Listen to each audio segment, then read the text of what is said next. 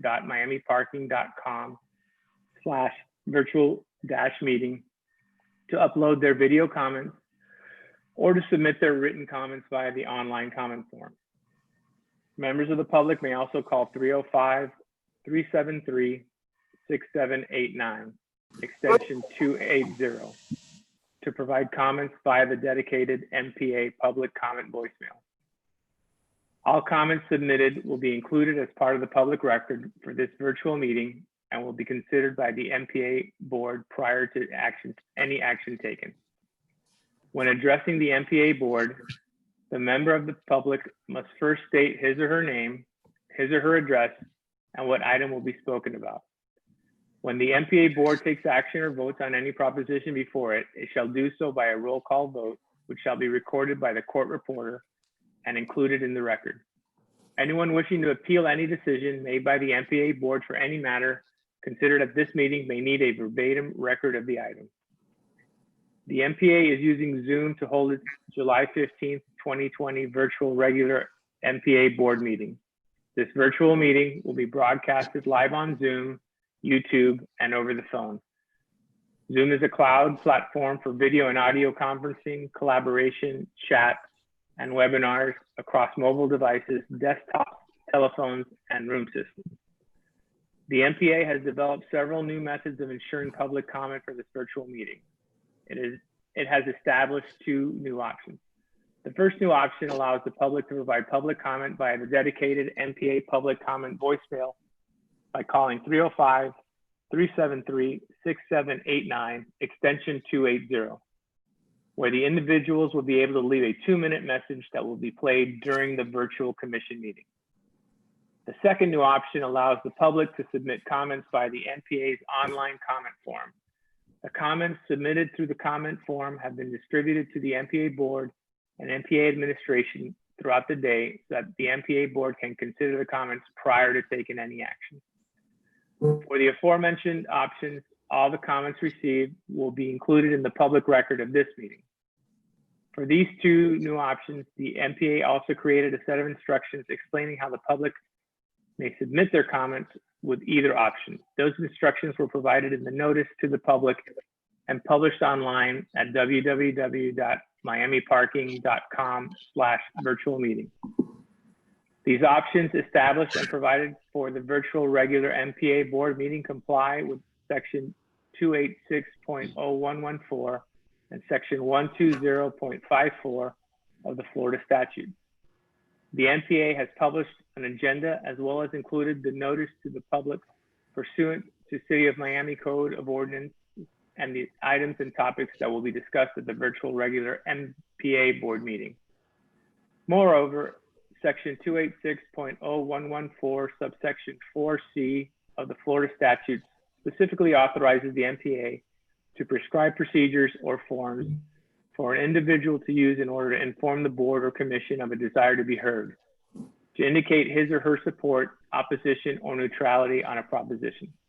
The MPA, through its two public comment options, have provided different procedures and forms to indicate, among other things, his or her support, opposition, and neutrality on the items and topics to be discussed at the virtual MPA board meeting.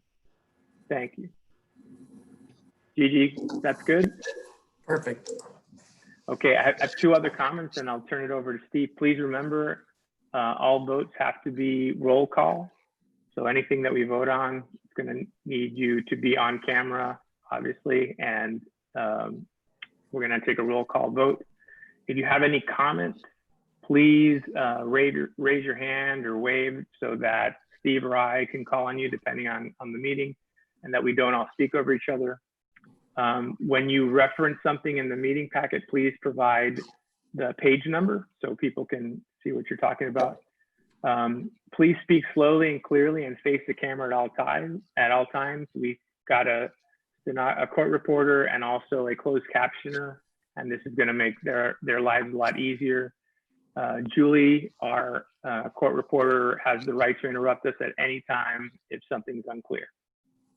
Okay, and Steve, the financial meeting is yours to run. Thank you. Thank you, Mr. Chairman. The agenda this morning includes the financial statements presented by Scott and then the hopeful approval of those items, and then the budget for the new year.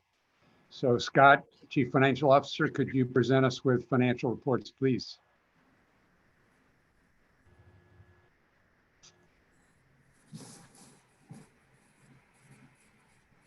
Scott, I think you're on mute.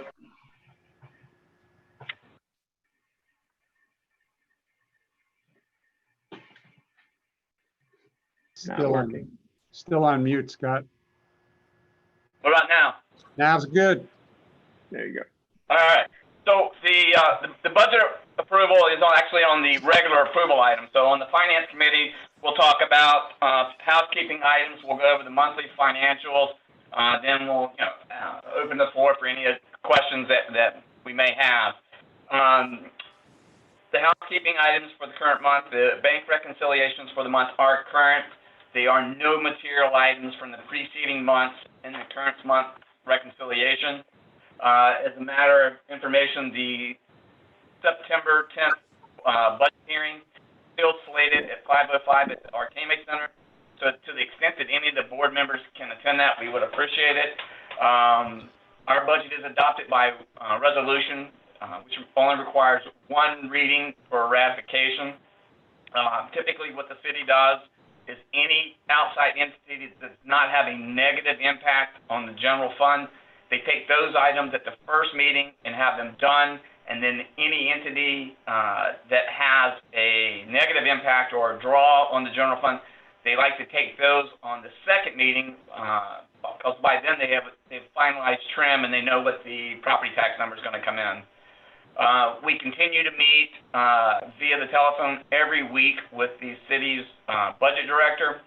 The course of that conversation, sort of starts, what are we doing in the current fiscal year, methodologies, expenses, head count, those type of things, and then we lead into, what methodologies and thought processes make sense for a revenue forecast as well as an expense cast for the 2021 budget. And then obviously the last thing we talk about is the excess contribution for the current year as well as the next year. So the report before you is for the period ending in May. Scott, can I interrupt you, Kent? Henry, or you share your screen with what you're talking about? Sure.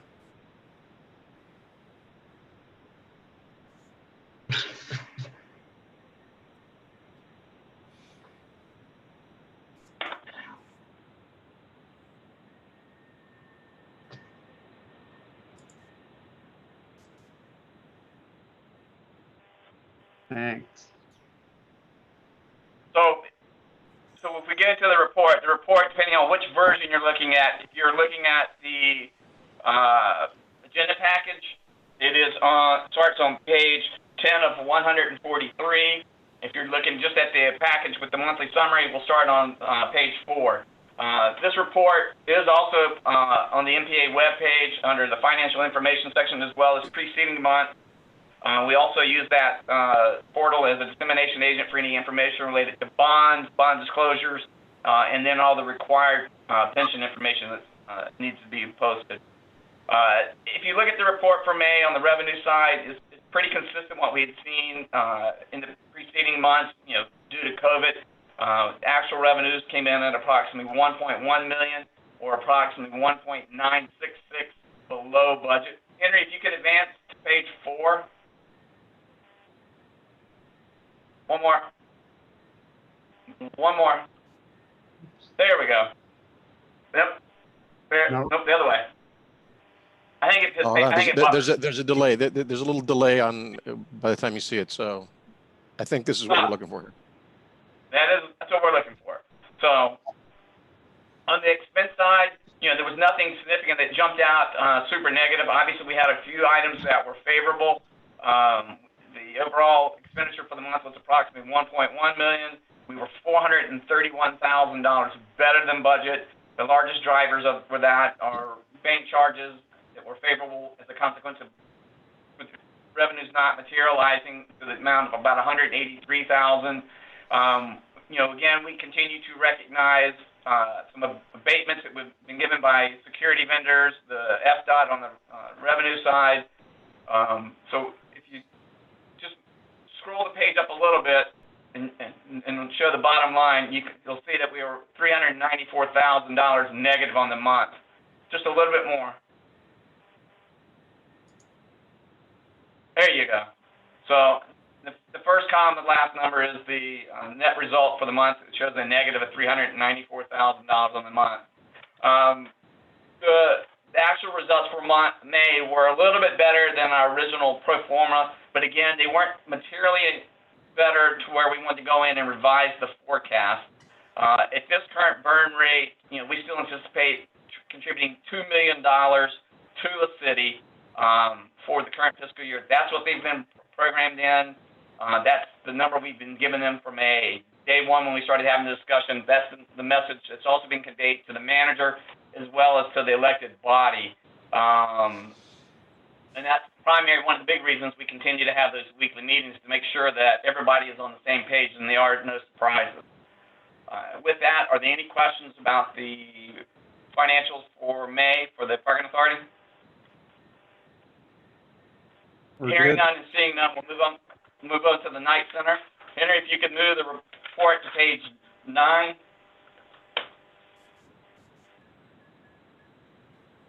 There we go. Again, this is for the Knight Center for the same period ending in May. Their revenues are hurting, but they're not hurting as much as due to COVID. But what we're going to see in the subsequent months is when they get into their busy season related to graduation, special events, all that stuff is non-existent. So their revenue variance is going to get larger as we go out through the balance of the fiscal year. We don't anticipate any unusual things on the expense side. With the exception, we have one more bill to be paid prior to the end of the year for capital items. The Knight Center under governmental accounting is treated as a special revenue fund. And the long and short of it, without getting into the details, special revenue funds, the measurement focus is really how did you perform for the current year. So they're really not allowed to have any assets. So it measures what's in the cigar box at the beginning of the year compared to the end of the year. So items that are capital nature that normally would be depreciated, on special revenues, they're treated as a period expense and you expense them as incurred. But with that, they were still able to generate a positive result of approximately $41,600 on the month. These numbers have been forwarded to the city for review and approval. With that, I'll be happy to answer any questions about this report or the preceding report. Scott, could you once again remind everyone of the date and of the budget hearing with the City of Miami, please? Sure. It is September the 10th. It will start no earlier than 5:05 in the afternoon at the Emmanuel Artemi Center. I'm a little concerned in lieu of what's going on with them having a public meeting. So if I hear any information about them changing or doing anything, I'll be sure to get that to Roland, and then Roland will disseminate that information to everyone. But right now, again, September the 10th, the Artemi Center, and unfortunately, on the budget agenda, we tend to be one of the last items. So I'm also trying to see if we can get pushed up ahead of the agenda. Awesome. Mr. Chairman, that ends the Finance Committee meeting. It's all yours.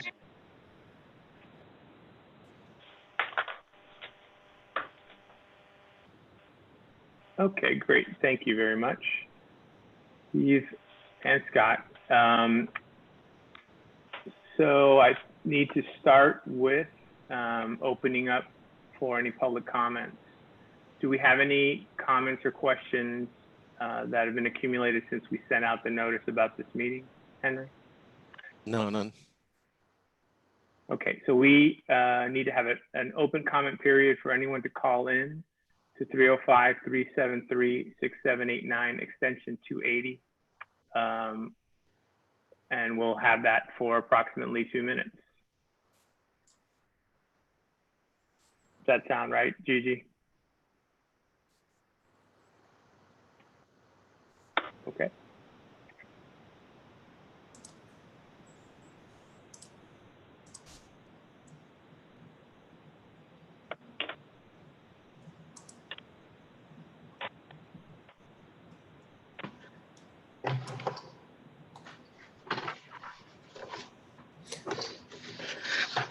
Just so you know, Henry, you're still sharing your screen, I believe. Yeah, you should That's see fine. the agenda. Yeah, I want you, Henry, leave it up, because when we get through the budget item, we'll want it up. Yeah. Yeah. I mean, I could do it, but you're probably better at navigating than me. Henry, can you go to page 26? Just to have it on the agenda board meeting, unless you only have the internal. Page 26 should be on the screen right now. Okay, It good. is. Perfect. I'm looking at my PDF, so Oh, okay. I don't have you on there. I wouldn't steer you wrong, Tom. My screen isn't big enough for everything.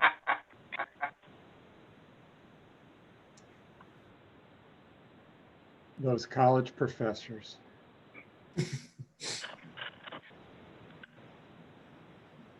I'm still using a TRS-80. This is okay. Got about another 20 seconds.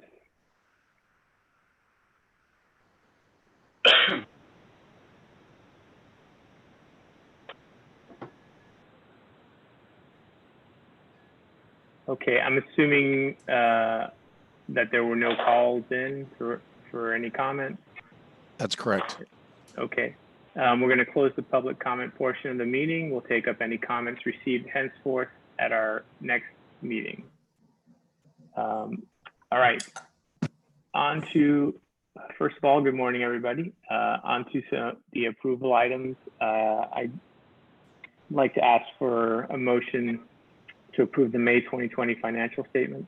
Mr. Chairman, I'd like to move that. Okay, Steve moved. Was there a second? Second. Yami second, and we need to take a roll call vote. Steve, Yes, please. Yami, Yes. Marlon, Yes. Larry. Larry, I think you're on mute.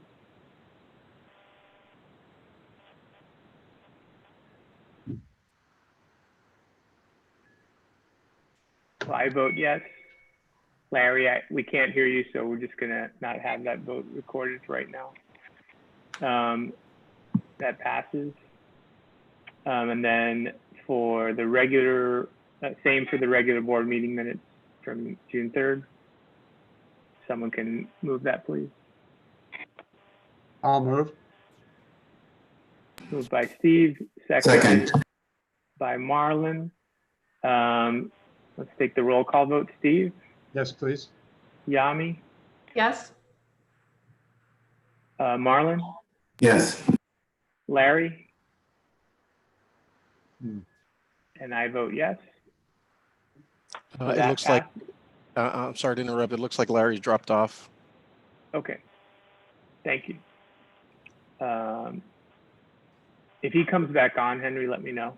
Then for anything that we vote on, I'll bring up his name. Will do.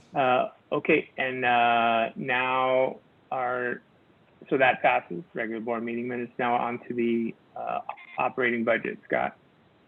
Henry, could you advance the package to page 51?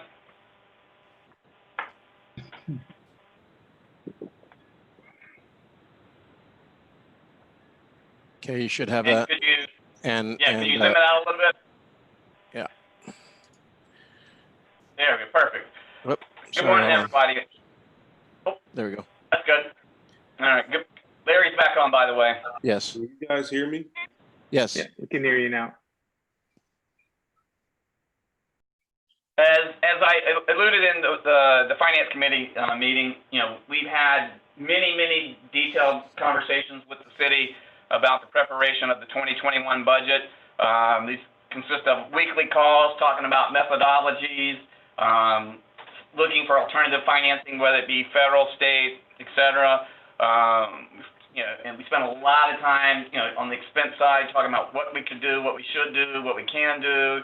A lot of time spent on human resource issues. In the one-on-ones, we went through excruciating detail about the versions and how we got to the budget that's before you for approval today. Structurally, the budget before you is structurally balanced, and by that I mean reoccurring revenues meet or exceed reoccurring expenditures.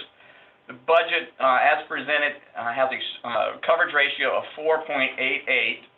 That exceeds the 150 that we were required to have for the bond indenture. The one thing you'll notate is this year we did not include an excess distribution to the city in this budget. We did that intentionally just because we're not sure what's going to happen. Every day when you read the news, something else is going on different with COVID, that type of thing. So, this budget is our best guess on what's going to happen based on the most current information that we have, because based on historical information and run rates that we have. So some of the highlight points that the annual fiscal revenue this year compared to last year from a budgetary basis is decreased by $13.2 million to a recommended number of $36.2 million. We're proposing operating expenses of $20 million, which is about $1 million less than the prior year, with a bottom line of $9.5 million. That $9.5 million, again, is before the excess contribution to the city. We've talked to the city about how we came up with $2 million, and they agree with our methodology. We have certain things that the bond indenture requires. We also have a fiscal policy that the board adopted as far as attaining in certain reserves, whether it be workers' comp, working capital, sick and vacation accruals, those type of things. So the salient points are on the revenue side. There are no rate increases contemplated in this. We do have some challenges, due to COVID, those type of things. We've seen the on-street traffic, coming back with transactions, but the lots and off-street continue to be hit hard. People are not coming back. They continue to work remotely, which directly impacts us. And obviously, the tourism industry is not anywhere it needs to be. On the expense side, the salary and wages has a decrease of approximately $332,000. This methodology for this is the same that we had used in preceding years. We did not add any new FTEs in the budget. There were a couple positions that are vacated in the current year. We did not fill those, and we actually took those into income. And then, we have some general increases related to pension costs, healthcare costs, those type of things. Rent/building has a significant decrease. We have a long-time tenant where the relationship just wasn't making fiscal or risk management decisions, so we decided not to renew that lease that ends in November. So, that was approximately $16,000 a month that we were paying to them that we will not pay in rent. And that lot at the marginally doesn't break even or barely make any money. So it just came to a good time where we decided it was time to part ways. Then bank charges is significantly reduced compared to prior years, as that's a consequence of revenue. Bank charges on average are about 7.6% of the revenues. We're plagued with presenting card without capturing signature and zip code, so we pay a little bit more for that, plus our average ticket price is lower than the national average. So, our interchange rate tends to be a little bit higher. But ironically, our fraud rate is probably lower than most entities similar types across the country. So I always scratch my head on that one. And then when you get to the below the line, there's a significant decrease on the interest expense. If you recall, in December of this year, we went and refunded the bonds. That was to save them about $1 million a year, and the other difference was the current the budget that was adopted for 2020 contemplated doing an additional new money issue from about $30 million. We did not issue that bond, nor do I see us issuing any new money in 2021. One of the things that we are going to do in 2021 is we're going to sit down, we're going to re-review the capital plan with timelines, viable projects, that type of thing, to see if there is a need to do any additional financing. We still have the reimbursement resolution in place that was passed at the City Commission in the event that we do go out for a debt issue that we can recover some of the money. we can recover a significant portion of the money for Regatta Harbor since we paid for that in cash. With that, I would respectfully ask for approval of the 2021 operating budget.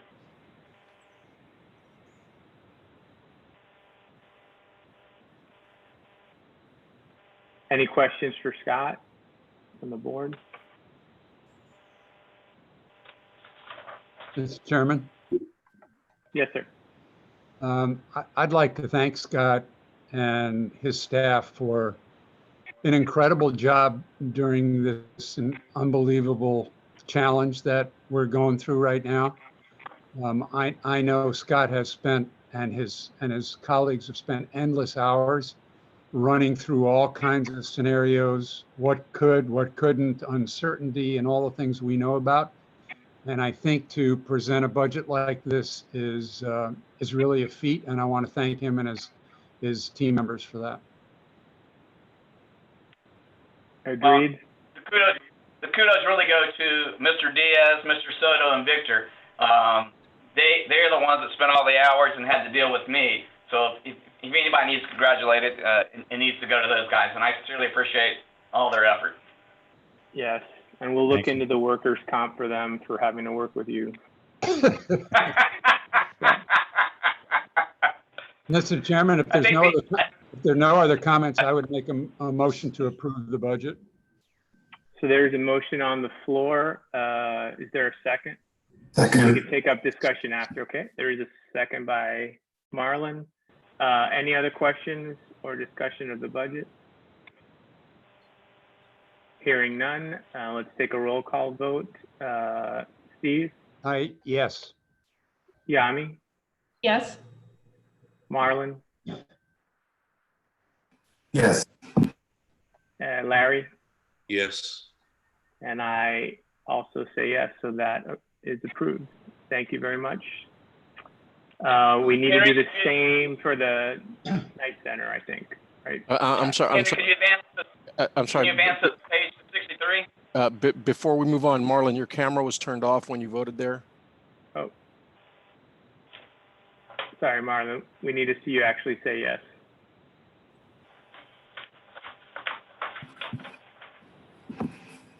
There he is. I see him. Yes. Yes for the Okay. vote, right? Okay, thank you. Okay, Scott, which page did you need? 63, please. Excellent. So this is the proposed operating budget for the James L. Knight Center for 2021. From a chronological time point, we start this one in usually late January, early February, because the city requested in advance, even though MPA doesn't start theirs until mid-April, May. So what we're going to task with approving is appropriating the operating expense at $1,234,519. Sort of the same methodology on the expense side. The actual expenses this year compared to last year have about a $35,000 decrease. One thing that I failed to notate in the discussion with the budget for the MPA, we're going to use the same methodology here, is that we're going to backload a lot of these expenses. And so what we're trying to do is accelerate cash inflow and decelerate operating expense outflows. So what we're looking to do is hold expenses for the first couple of months to the lowest level possible. So then when December rolls around, in theory, we would have a month or, a little over a month of expenses budgeted but not incurred. And what that'll do is that in the event that something does dire happen to us in the fiscal year, is that it gives us a little lead time to start making additional actions to control expenses. Because if COVID hits like it did in March, we didn't have any notice. Mid-March it hit and we were done. So it took us some time to reach out to vendors. It took us some time, to cancel this or that. So what we're trying to do is have as much cushion on the expense side for lead time to have a course of action if something does happen. So with that, I would respectfully ask the approval of the proposed operating budget for the Knight Center at $1,234,519. I would offer the motion to approve. Second. There's a motion and a second on the floor. Any discussion or questions? Hearing none, let's take a roll call vote. Steve, Yes. Yami, Yes. Marlon? Yes. Marlon, was that a yes? Sorry. Yes. Okay, and Larry? Yes. And yes from me, so that motion passes. Thank you, everybody. Mr. Chairman, I'd like to ask Scott one more question while we're still in this area. I apologize. Oh, no problem at all. Scott, I just think it's important for the record, because I don't think we covered it under the MPA budget, the current reserves and what our current burn rate is, just to get that on the record. I think it's important. We currently, the last time I looked was the day before yesterday, we had approximately $15 million in the DDA account. Our regular checking account. That doesn't contemplate any of the money that we have in the reserves. The pro forma that we have still had us being net profitable at the end of September of this year, and to the tune of about $7 million.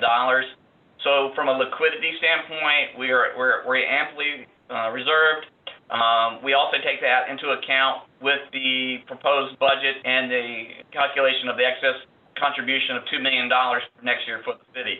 My primary goal in preparing this budget is preservation of capital, ensuring that we're in compliance with the bond covenants, that bond providers, get paid. We've continued to make those payments. We do make monthly escrow payments. Then they make a one-time principal payment and twice a year interest payment. Then after that, we do look at the livelihood of our employees and vendors to ensure that everyone is well provided. Again, I want to leave the parking authority in a better position than I found it, and that's my main mantra when I look at the budget. I hope that answers your question. Yes, it does. Thank you, Mr. Chairman. Thank you. Any other questions for Scott? Okay, great. Let's move on to the next item, which I will take up, which is the resolution implementing procedures for the biennial election of board chairperson and finance committee chair. We've sort of handled that organically before, and I just felt like it was good governance for us to have some kind of structure and allow people that want to be chair to run for chair, and this will just end for both of the positions, and this would, I think, allow that to happen in a more formalized process. So Roland and Alex helped me put this together, and I'm assuming you've had a chance to read through it. I don't know if anyone had any questions about it. I don't have a question, but is it appropriate for me to make a nomination as the finance chair? Once we pass this, I believe, then Okay. it would be appropriate. Any questions about how the process works or any of that? Okay. No. Then can we have a motion to approve the item? So moved. Second. And a second. Great. There's a motion and a second. Let's go with a roll call vote. Steve, Yes. Yami, Yes. Marlon, Yes. Larry, Yes. and I vote yes as well. So the motion passes. And Steve, if you would like to do that, I think that's fine. And assuming that the role will be taken up as soon as this meeting is over. Correct. I'd like to nominate Mr. Larry Spring as the finance chair. Everybody knows Larry's qualifications, and he will be outstanding. So I'd like to nominate Larry for that position. Is there a second? Second. Marlon seconds it.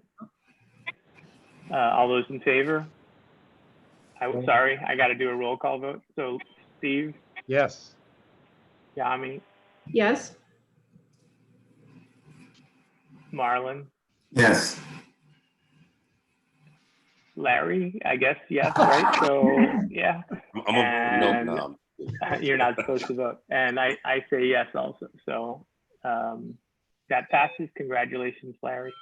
And while we're at that, if I would like to nominate Yami Reyes to be the chair. Yami, as you all know, is incredibly dedicated to MPA and has chaired before, and I think she would be a great person and to do this again. I'll second that motion, Mr. Chair. Thank you. Seeing no one rush to discussion, let's vote on that. Steve, Yes, with enthusiasm. so big yes. Marlon, Yes, with vigor. Larry, Yes. and me with a big sigh that I don't have to chair anymore for a while. Thank you. And Yami, you're going to do great. That passes. And Thank you. Thank you very much. Thank you for the absolutely. confidence. And all I could think right now is that you're just so happy that you don't have to read this introduction for these. That's what actually caused this. It's me having to read I that. think that's exactly what made you want to leave chairmanship. And I appreciate Exactly. you guys, your vote of confidence, and I will try not to let you down. And I look forward to working with all of you and the staff, of course.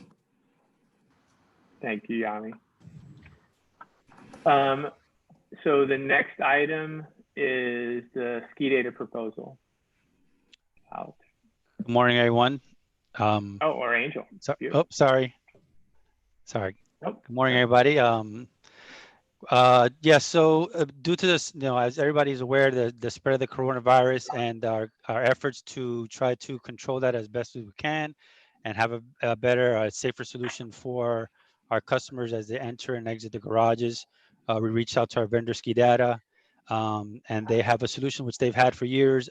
We just never implemented because we were trying to save a little bit of money, but due to the way things are now, we want to head in that path and go with a contactless solution for everyone that enters our garages. This is the NFC contactless payment technology, which stands for near field communications.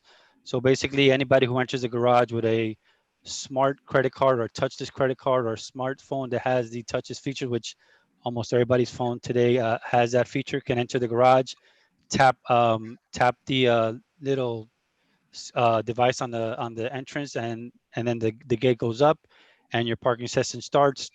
Then when you leave, you do the same thing. You tap it again.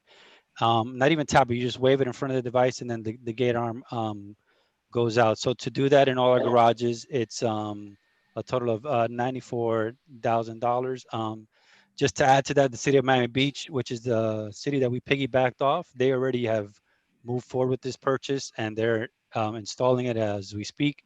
And PHT is also looking into implementing this as well, and they're going to move forward with this also. One small thing that I just wanted to kind of touch, that kind of touches on this point, is we recently had a meeting with the county parks where they have they have pay by phone, and they also have the pay stations.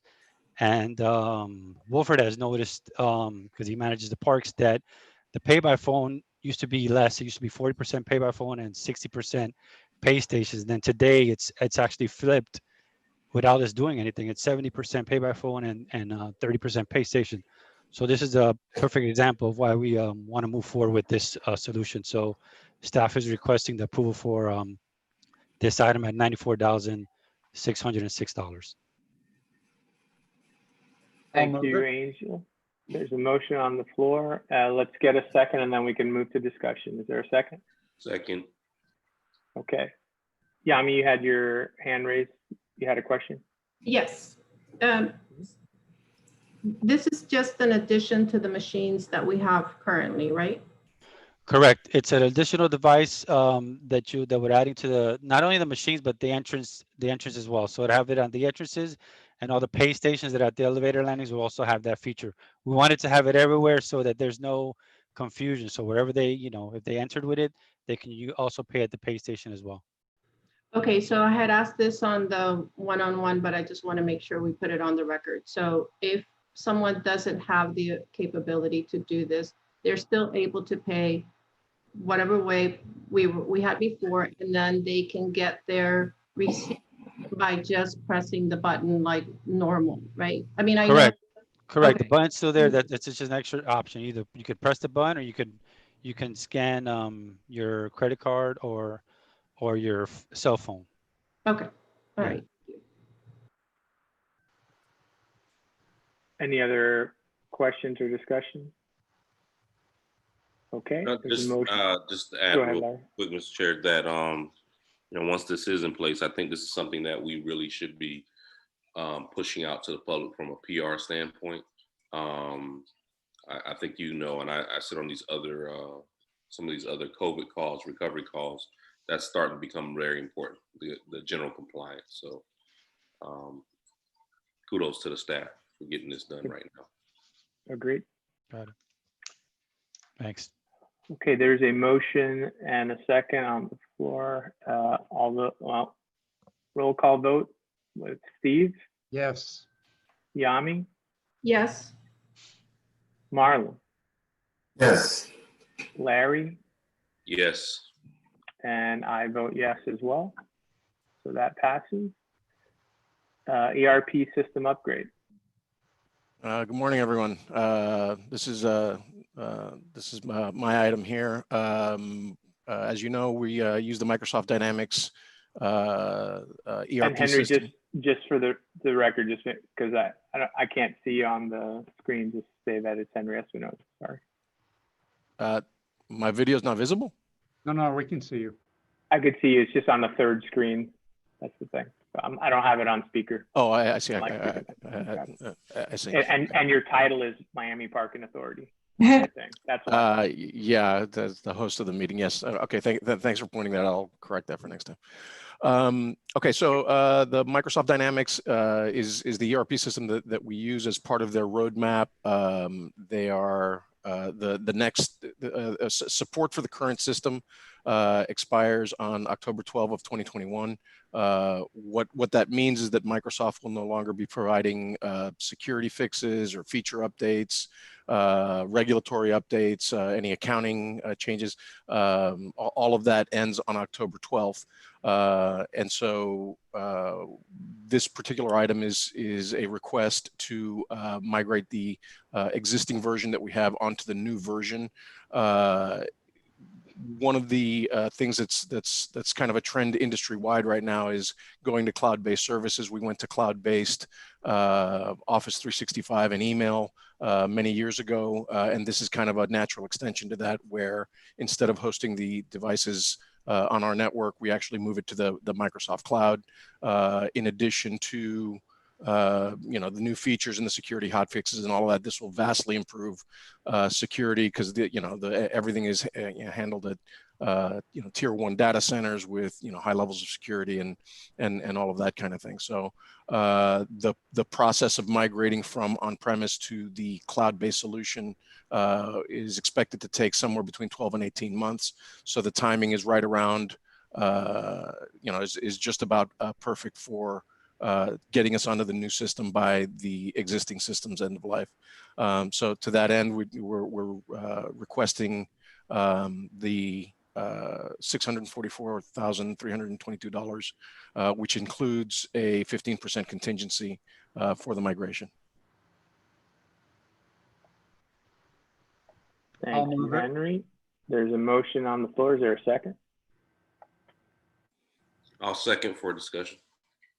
Larry seconded it, and that's open for discussion. Larry, you had a question or a comment?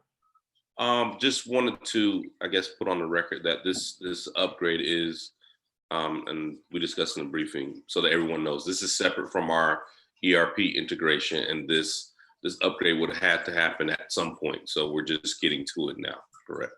Just wanted to put that on the record, or have you put it on the record? Yes, yeah, it's again, support for the existing system expires. Microsoft will no longer support it, and it's not responsible to, obviously run an ERP system that doesn't have that level of support. So, and by the way, this is not really a surprise. These changes are on Microsoft's roadmap, years ahead of schedule. So, we've been aware that this was going to be required for some time now. Thank you. Any other questions or discussion? Seeing none. Oh, No, go ahead. Yes, sorry. My screen isn't big enough. I can't get everybody. That's okay. This upgrade, are we looking to, is this the kind of upgrade that is going to last us a long time? I mean, I know technology changes constantly, but is this something that we can feel comfortable that we're not going to see an item like this? This is quite a bit of money. So how comfortable are we to say that this, that we're doing this right now and that it's not going to come around in a year? Right. So one of the other advantages, and actually the industry trend is going to these cloud-based systems where upgrades are done instead of these massive rip and replace uploads that we've been accustomed to seeing over time. Kind of the new model in the industry is many small tested changes over time. And so by moving to, and I'll just give you an example. The previous system that we used to use, which was JDE, was actually written in the 80s, right? And it was a very painful process to move to something modern when we did. But moving to this cloud-based system, you basically have to stay with the times because Microsoft is going to be doing the upgrades over time. So if you like, I can bring in Santiago from the Pangea Group, who's our partner in this integration, to give you details about what this is. But the idea is that once this is completed, we will be having many more upgrades, but all of them smaller and less impactful over time. And of course, that's the function of new features being available, new accounting rules being required, new security fixes being put out, and that type of thing. Okay. Thank you. Any other questions or discussion? Okay. Then let's take it to a vote. Steve? Yes. Yami? Yes. Marlon? Yes. Larry? Yes. And I vote yes as well. Thank you. Thank you. And Alex, that brings us to your report. Things are going so you, well. I think you wanted to have Margarita. Yeah. Okay. I haven't had to say a word this whole meeting, so I think I'm doing a pretty good job. This staff is awesome. But I do want to bring Margarita on. I think that for the sake of moving the meeting along for the past couple of months, she has been on the meeting but hasn't presented, and the way things are going, I think we're going to be virtual for quite some time. So I would like, to have more like of a normal meeting like we used to have and bring her on board. But before we do that, I really want to thank the board and take this opportunity for the approval of this budget. It was, like Steve said, it was a very painful process. You don't even know where to start sometimes, and you're taking a look at these numbers. I've been on the other side. And so if I had to present this to my predecessor, I'm sure we would have had to go back to the drawing board quite a bit. And so by the time they presented it to me, they had really taken a lot of time. And we went back to the drawing board quite a few times until we came up with this budget. Thank you for the confidence that, what we have presented is something that we feel really comfortable with and that we've taken a lot of time to look into. So I want to thank you guys, and I want to thank the staff. They did a phenomenal job, Scott, in operations. So with that, Margarita is on with us. Hi, Margarita. Good morning. Oh my goodness, I'm so happy to see and hear all of you. It's been a while since we've communicated in person. But that doesn't mean that we haven't been very, very busy. As you can imagine, we had a lot of plans in the pipeline, and then the pandemic hit, and we have to put the brakes on a lot of things that we had going on just to step up to the plate and address those issues. So the first campaign, COVID related, was the dedicated free spaces that MPA set aside in front of restaurants to help the customers with the pickup and deliveries, but also to support the component of the hospitality industry. So that got quite a bit of traction in the media, traditional media, social media. All of these things that we have been doing have been integrated. So we've had ads, and we have had stakeholder relations and traditional media, et cetera, et cetera. The next campaign, which was very substantive in the sense of all the media that we got and responses from the public, was Welcome Back Miami, which kicked off the day that Miami reopened phase 1. And you got the links with the media, and then we have quite a bit of communication with large Miami groups and outside also the boundaries of the city as well. And they disseminated the information to their members, to their communities, etc. The next campaign, it actually hasn't been launched by MPA, but it is a DDA campaign called Mask On, which is really, really cute. And then MPA will collaborate with them in supporting them with the enforcement officers as ambassadors on the streets, distributing the masks, their smiling face masks, to the people who are on the streets maskless, encouraging them to wear them. And this is kind of a segue based on what Mr. Spring alluded to and Angel talked about, which is the next campaign after that probably will be the touchless parking payment. So we'll be pushing that quite a bit, encouraging people to use pay by phone during the pandemic. People don't want to be touching anything on the street. So this is the perfect time to launch that campaign. That ends my report. Alex, I think I was within time. Yes. Margarita, thank you so much. I mean, you are, to me, an essential worker for us. She really does keep me on my toes. There's a lot going on and a lot that goes on behind the scenes that she makes happen.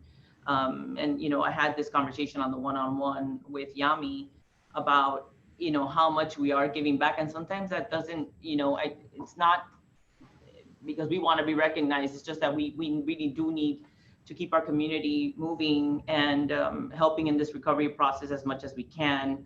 And so anything that we can do to do that, we have done, and we continue to be involved with the community and with the city on this recovery process. So thank you, Margarita. Thank you.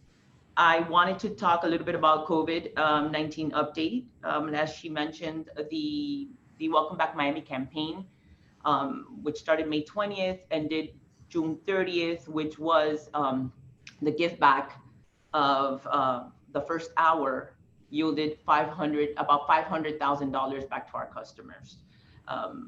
We have that quantified, and I think it was a great program. We got a lot of great feedback from the public towards our, oh boy, Henry. We got a great feedback from the public to our enforcement officers, which then came back to us about how thankful they were. I myself got a couple of text messages from random people that I know, but I guess they use our system, and they were thanking us for giving back during that time. Now we are, and Angel's gonna talk a little bit more about it, but we are working with the restaurants on those who want to do outdoor seating and us providing those parking spaces. And we are also adding additional free pickup area zones for those restaurants that are doing only pickup for their restaurants. And as Margarita mentioned, we are partnering with the DDA to do this Masks on Miami. It's a big campaign. It's a big push for people to be wearing their masks so that we don't have to go back. It's very critical. We are in a critical time when the next few weeks we need to have these numbers slow down and hopefully decrease so that we don't have to go through another closure and that we could continue to open. And we partnered with the DDA because we have manpower on the streets. You know, our enforcement officers have been very essential. We took from them 5,000 masks that we have, and we are, you know, distributing them throughout the city, not only in a core area, so that anybody that needs a mask and we encounter that we could hand them a mask. So it's a great campaign that we have partnered with them, and I think it's a good a show of collaboration with the other agencies that, you know, we're trying to do the best that we can for this recovery to the community. So with that said, I also sit in the Miami Recovery Strategies Partners meeting, which is a meeting that we have on a weekly basis with the city, Widwood, BIDS, the DDA, the Coconut Grove BID. And it's interesting because sometimes what we think would be a great idea for the community is not what the community wants or needs. And so it's good to have some feedback as to what we are seeing. They hear what we're seeing, they see where, and you'll see now that Angel's going to present what these numbers are looking like, and it gives you a good idea of where the movement is, like where are people going, you know, how our revenues are doing. Is that a telling of how things are going? And I think to an extent you can tell, you know, where the businesses are and what's, you know, where people are actually visiting. Are people still going out? Are we having a little bit of a recovery on street, but off street we're not seeing the same? And what are the reasons for that? And we're also hearing from these bids as to, you know, what the restaurants are doing and you know, who's closing and who's going to take a hiatus for a little bit so that they can come back and be able to open their businesses. So it's a great meeting. It's led by Fernando Casamayor from the city, and he's been great to work with. And now, Angel, I want you to, you know, give the board a little bit of an outlook of where we are today. Okay, perfect. Hello, everyone again. So we have 4 slides that I want to share with you. The first one you see there is the on-street revenue side, and as you can see, the large dip in revenue once COVID struck, and then you can see the slow increase. And towards the end of the month, we were really looking positive. We were averaging anywhere from, you know, $30,000-$40,000 per day towards the end of the month. Then with the 4th of July weekend coming, we were really gonna, you know, start doing well, and at the end of the month we started averaging in the beginning of July $50,000 to $60,000 a day on street. But once the county, you know, and everybody kind of killed the 4th of July celebration and made everybody do it at home, our revenues kind of went back to the $30,000-$40,000 a day so far in July. I mean, you can't see it on the chart, but just so you kind of know where we're trending today. So we're trying to, you know, once business get back a little bit to normal or just start opening up again, then hopefully the trend will start continuing to grow. Another thing with this is the sidewalk cafes that Alex spoke about. So we have, the city has 43 registered restaurants and or cafes that want to open this program up. Today, 25 have been approved, and out of those 25, it is a total of 38 parking spaces that they're taking from us on street, and those 38 spaces total about $10,000 a month on our end that we're kind of giving back to the city. So that's 38 on street spaces that are being used for restaurants, and that will, you know, help the business grow, help the area improve, and actually it's really the only way that these restaurants are serving people, because the inside portions are closed and they're kind of forcing everybody to use the on-street space. So this is, you know, and the sidewalk cafe. So it's a real show on our part that we're trying to help the community and grow and help the restaurant business, which are extremely struggling. The other thing that we've done, we've installed 32 on-street food pickup and delivery spaces citywide, Midtown, Brickell, Coconut Grove, Wynwood, and those are basically for Uber Eats, Postmates, and for people that actually just call in and pick up their food and go to restaurant area, they park, they hop off, pick up their food, and then they're on their way. So that's another 32 spaces that we've designated, which is about another $8,000 a month that we're, kind of showing good faith and doing what our part as far as helping the community and the city, get back on its feet. So we work with the DDA, we work with Coconut Grove Bid, Wynwood Bid, and also the Midtown management team as well, with these programs. Henry, go to the next slide. Hold on, Angel, I have Oh, a question. Go ahead. Sorry. The parking spaces that we are allocating for the restaurants, you said it was how many? Today it's 38, but that number is going to increase.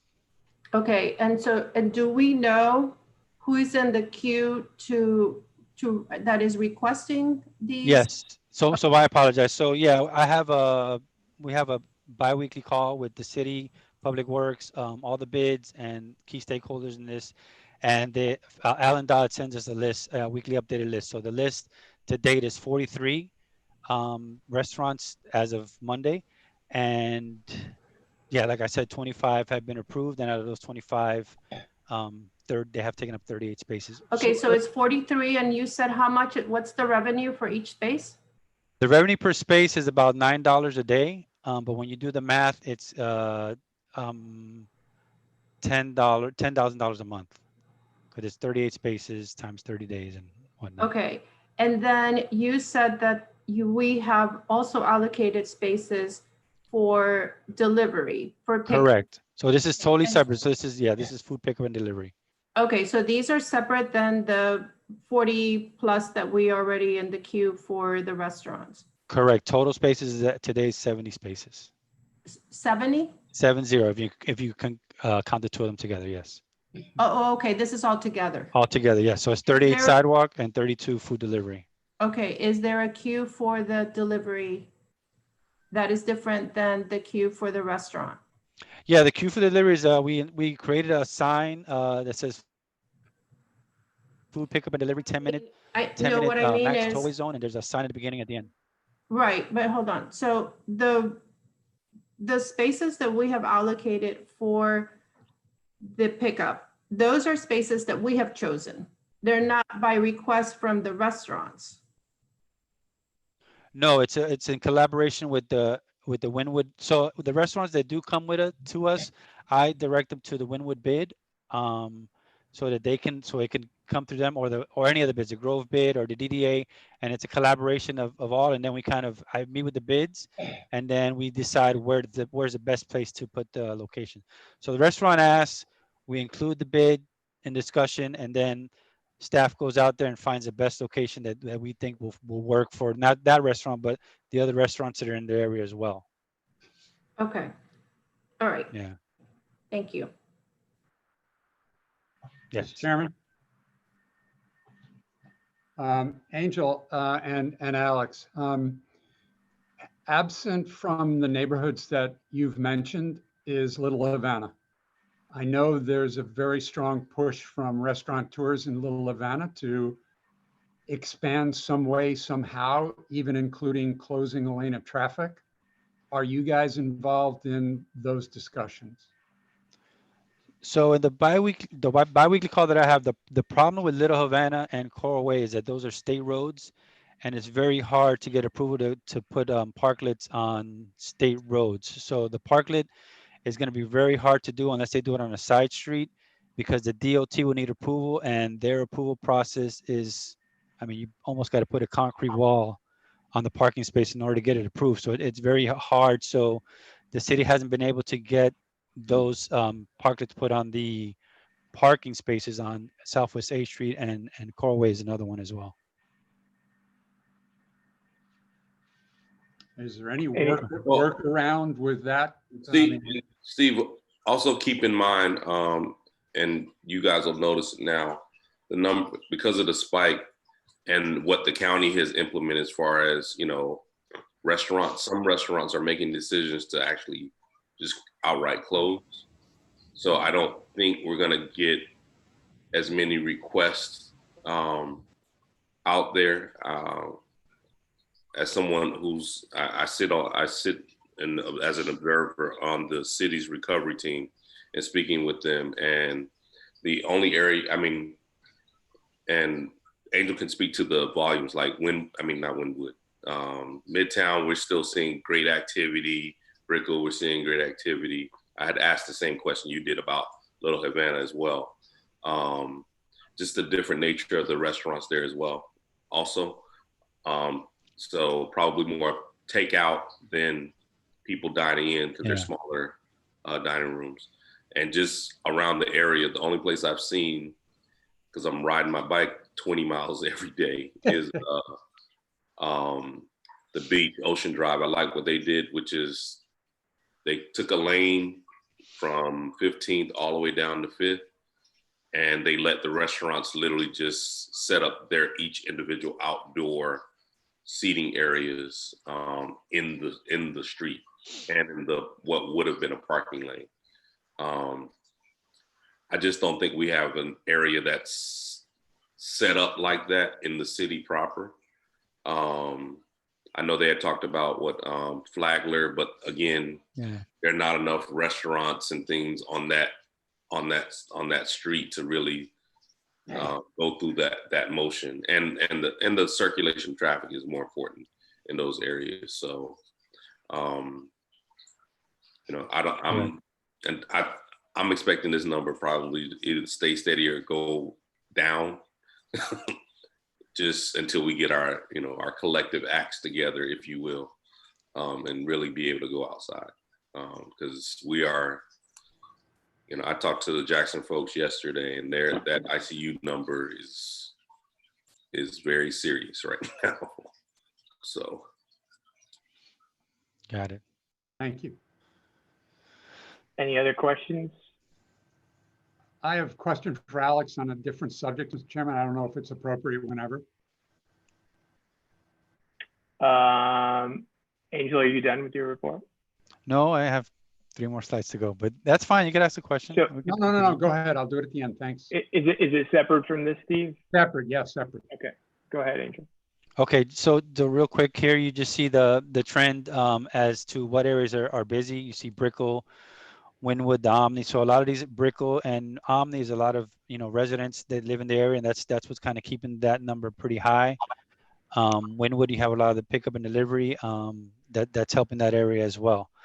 The other ones are the Coconut Grove area, but after that it kind of starts dropping down, as you can see.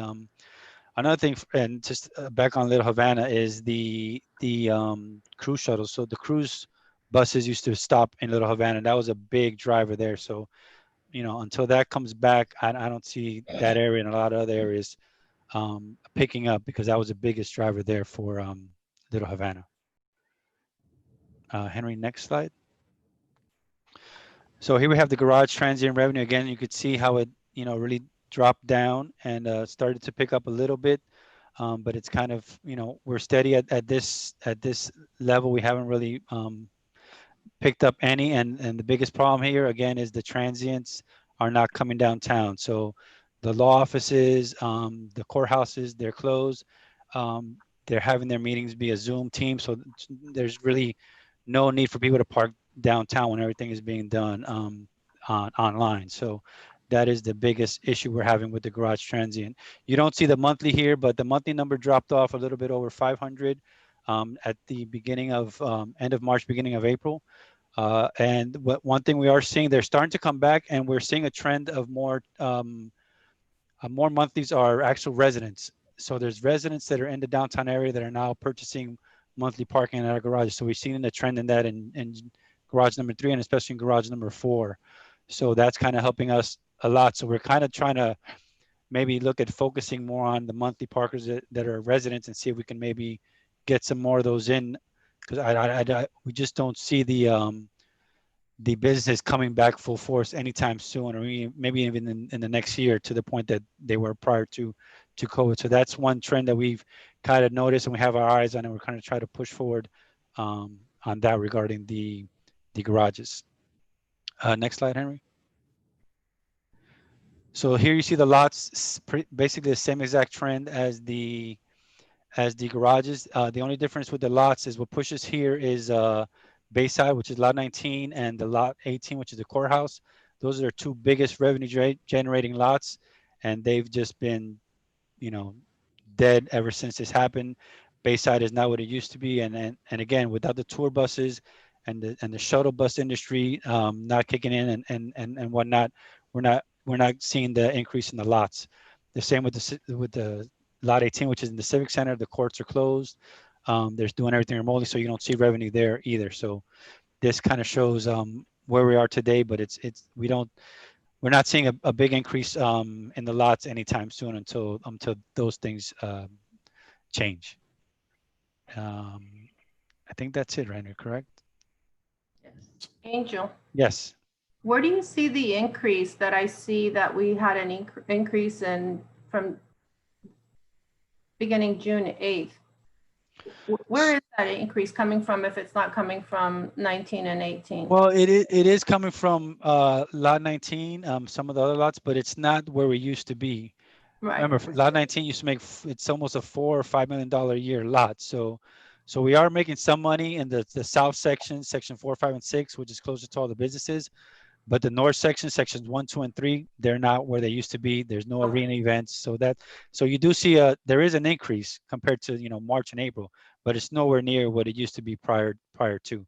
We basically have some of the daytime activity, but the nighttime activity and the arena events they're just not there. That's my report. Any other questions for Angel? Steve, you had a question for Alex? I do. It's actually for everybody, and Margarita may play a role here as well. Our enforcement officers are really our frontline employees. They are doing an incredible job. As I drive around and walk around, I see kind of the same enforcement officers all the time. I would like to have something in my pocket that I can hand one of them when I see them that has some value that thanks them. Whether it's a gift certificate or something that's got a value that they're going to appreciate, that they know that we as board members appreciate the work that they're doing. I stop every time I see an enforcement officer. I introduce myself. Thank you so much. I respect the risk that you're taking and all that kind of thing. They're very grateful and they're so loyal. And I'd like to think of something that we all could have that says, thank you very much. That's a great suggestion, Steve, and we will think about something that would be of value to give to them. As you remember, we had and they're planning to do it again with Pay by Phone. We had a partnership with Pay by Phone where they had a competition where, you know, who would promote Pay by Phone the most, and they had teams, and then they got a reward at the end, and they want to do something similar, and it could be, you know, just partnering with us to also provide something for them. So I would definitely like to do that. That's a great suggestion. Yeah, even if it's, you know, a $5 Subway gift or whatever it is, something that it's got symbolism of thank you for the work you're doing. We'll do. Alex, what to piggyback on Steve's, maybe we could find a way to actually have that help some local businesses, right? Like, so, you know, if it's a gift certificate, have it be for some of these restaurants that we're working with or some of the places in need. That's exactly what I was thinking. Something that gives back to the community that they serve. So yes, we'll do. Thank you so much. Cool. The next item, just to bring you up to speed on Regatta Harbor. I don't know, Henry, if you could put up the pictures, but you'll see that it's more substantially completed, as you can tell. One of the items that we talked about the last time I presented back in June was the north lot, which has been completed. The city building department has been instrumental, and I want to not, you know, pass this meeting without saying that, in providing us with feedback before we get to final inspection. Any changes that need to be made have been noted, and so they're working alongside us to make sure that when that time comes, that we are able to pass final inspection without any delay. The catch basin work has been completed, and we anticipate that by the end of the month, we will have the garage open for business. We have received, and hopefully I'll be able to report more next month, already calls for monthly parking in that garage. So we're really excited about that.